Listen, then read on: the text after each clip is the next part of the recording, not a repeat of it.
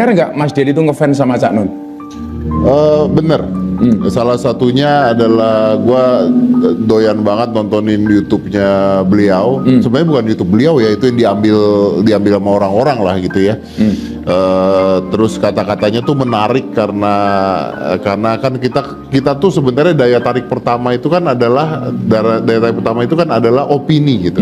Menurut gua beliau adalah orang yang berani beropini dan menarik gitu. Sama kayak lu lah, bro. Jadi ya orang cerdas nontonnya cerdas. Oh iya. Langsung kita lihat video berikut. Bismillahirrahmanirrahim. Assalamualaikum warahmatullahi wabarakatuh. Bismillahirrahmanirrahim. Qul a'udzu birabbin nas, malikin nas, ilahin nas, min syarril waswasil khannas alladzi yuwaswisu fi sudurin nas minal jinnati wan nas. Juga sudah sepakat dengan MC bahwa saya singkat sekali, hanya beberapa pointers dan tidak berposisi menasehati pengantin karena alangkah tidak senonohnya, tidak ada kepantasan saya menasihati beliau. Kalaupun saya harus menasihati semuanya sederhana, pokoknya jokoyo aku lah gitu.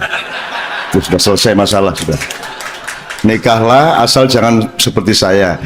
Jadi begini, saya menerusin tafsir beliau. Jadi kalau itu kan di surat Ar-Rum itu mulai 20 sampai 25 itu ada 6 wamin ayatihi. Allah menciptakan alam semesta ngakunya 6 hari. Itu sebenarnya bukan bahwa beliau tidak bisa menciptakan kun fayakun, tapi itu ajaran kepada manusia untuk selalu punya accounting atas hidupnya. Dan beliau, Allah sangat sangat concern terhadap angka 6 ketika wamin ayatihi. Jadi ketika pernik azwaj itu disebut, itu adalah wamin ayatihi yang kedua. Nah, yang pertama tentang turab, yang kedua tentang azwaj, ya turab debu tanah, tin. Nanti yang ketiga tentang siang dan malam, yang keempat tentang langit dan bumi dan seterusnya. Jadi ada satu environment dari mitsaqon ghalidho itu. Oke, 6 tadi saya cuman pesan saja, siapa tahu itu merupakan kunci dari seluruh kenikmatan dan problem yang mungkin Anda akan alami. Karena kalau tidak ada problemnya tidak indah pernikahan itu. Karena keindahan itu enaknya orang nikah itu kalau habis bertengkar. Itu enaknya luar biasa. Jadi kalau kira-kira seminggu tidak bertengkar, tolong bertengkarlah. Supaya mendapatkan kenikmatan. Jadi 6 ini tolong kita antum tafsirkan. Kemudian khususan yang azwajan ini, kalimat Allah kan tidak pakai fi tapi pakai ilah.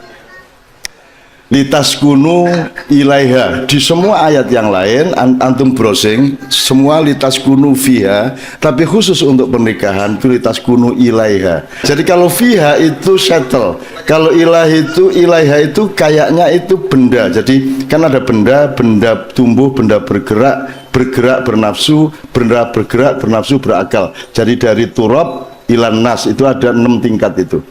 Nah, kalau litaskunu fiha itu kayaknya untuk benda statis.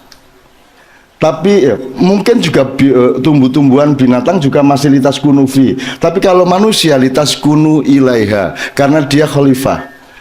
Karena perkawinan itu tidak mungkin sakinah permanen. Dia harus diperjuangkan terus-menerus sehingga pakai kata ilah.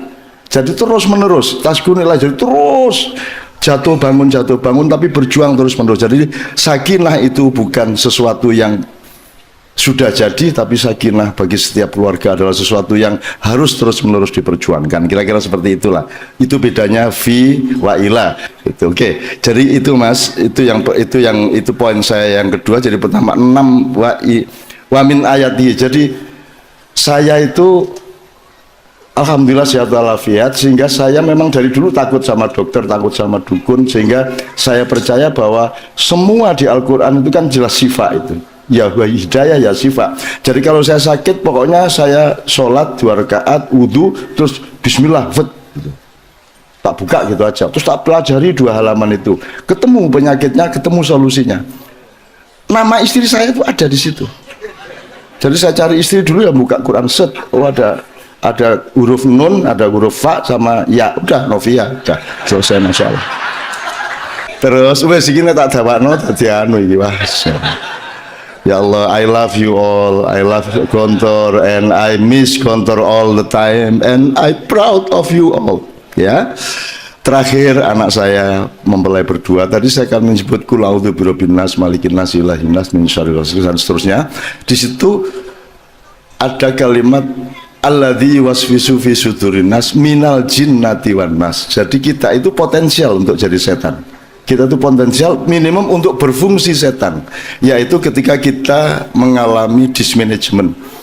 Jadi kalau hati kita keganggu iri dengki, keganggu ketidakseimbangan, maka kita potensial untuk minal jinnati wan nas, menjadi syayatinin nas. Demikian juga kalau akal tidak jujur, logika kita curang gitu ya. Cuma begini yang saya mau poinkan itu gini, urut-urutannya itu kan Rabbun nas, baru Malikin nas, baru Ilahin nas. Jadi Allah tidak menjelaskan kenapa urutannya begitu, tapi kan pasti dong, masa urutannya begitu kan nggak boleh kita balik. Masa kul a'udzu bi ilahin nas, terus Rabbin nas wa Malikin nas, kan enggak gitu kan, harus kul a'udzu bi Rabbin nas, baru Malikin nas, baru Ilahin nas. Pasti ada maksudnya kok urut-urutannya seperti itu. Sebagaimana orang Jawa kalau bikin filosofi misalnya sandang, pangan, papan, itu nggak bisa dibalik. Karena itu memang prioritasnya begitu. Rumah nggak punya nggak apa-apa, asal masih makan. Ya, asal masih berpakaian. Ya. Enggak Pak, sandang, pangan, papan. Rumah nggak perlu, nggak ada rumah nggak apa-apa asal masih makan. Nggak makan nggak apa-apa asal masih berpakaian. Kan itu kan. Jadi kalau misalnya kita kena gempa kayak di Palu, ada orang bawa, kita bawain nasi sama katok. Kamu pilih mana? Saya nasi aja, gitu ya. Itu berarti dia nggak ngerti sandang pangan papan. Jadi pertimbangannya dia, wis rapopo mangan orang katokan rapopo sing penting mangan kan gitu ya.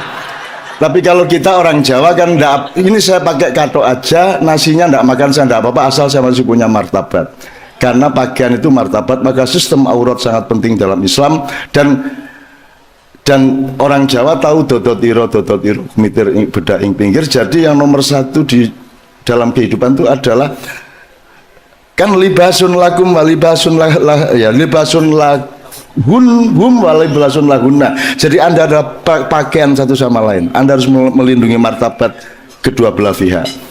Nah, yang sekarang kita tidak punya pengembangan kependidikan di Indonesia adalah mengenai martabat, sehingga di politik, di kebudayaan, bahkan sekarang ini sopan santun, adab ya, adab budaya kita juga sangat rendah luar biasa, terutama di kalangan anak-anak kota. Nah, kenapa urut-urutan ini saya sebut, Mas? Jadi orang mau jadi ketua pesantren, orang mau jadi presiden, orang mau jadi polisi, orang mau jadi kepala rumah tangga, orang mau jadi pemilik warung, apa saja kerjaan di dunia ini harus menomorsatukan atau defaultnya adalah Rabbin nas. Itu jadi tiga, itu satu prinsip pengayoman, Rabbun, ya, rububiyah. Nomor dua, mulkiyah atau mulkiyah, Malikin nas, baru nomor tiga Ilahin nas. Ilahin nas itu Allah yang maha disembah. Artinya kalau orang sampai mau menyembah-nyembah itu pasti karena yang disembah sangat kuat. Maksud saya sama istri itu nomor satu ya harus pakai rububiyah, polisi sama rakyat, bapak sama ibu sama anaknya, guru sama muridnya, presiden sama rakyatnya, harus defaultnya adalah pengayoman dan kasih sayang. Kan gitu kan. Kalau terpaksa baru tunjukkan kekuasaanmu, itu kalau terpaksa. Kalau perlu enggak perlu, kalau bisa selama Anda bersuami istri tidak pernah menunjukkan kekuasaan Anda sebagai suami. Kalau bisa enggak usah. Saya sampai hari ini saya tidak pernah berkuasa atas istri saya. Orang yang dikuasai adalah orang yang dipaksa. Dan saya tidak akan pernah memaksa istri saya karena istri saya tahu apa yang harus dia kerjakan meskipun tidak pernah saya paksa. Tadi Ustadz Din kan mengatakan mengenai sunnati ya, al-nikahu sunnati. Kan tidak ada di Quran, di hadis yang memfatwakan bahwa nikah itu wajib. Nggak ada. Paling pol sunnati. Kalau saya wajib bagi yang memenuhi syarat untuk nikah. Makan wajib, kencing wajib, beol wajib. Kenapa tidak diwajibkan? Karena yang diwajibkan itu adalah hal-hal yang orang tidak suka. Ngaku aja, sebenarnya puasa kan tidak suka sampean. Ngaku aja lah, tidak usah gaya. Selamat datang Ramadan, tai are-are lah. Oh, ono janjane nggak seneng ya? Sebenarnya nggak suka puasa. Justru karena Anda nggak suka puasa, tapi Anda mutik kepada Allah dan ikhlas untuk berpuasa, maka derajat Anda tinggi. Tapi lalu pura-pura, lo kalau kamu suka puasa, untuk apa diwajibkan puasa? Yang diwajibkan oleh Allah adalah yang Anda tidak suka. Kalau kawin, ngapain diwajibkan? Mesti rabi-rabi dewe.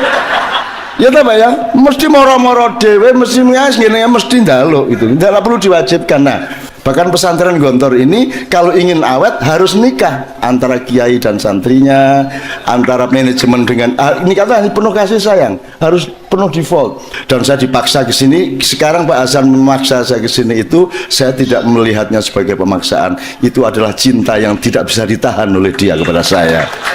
Itu ya, saya alhamdulillah. Saya tidak menasihati antum a'lamu bi umuri dunyakum.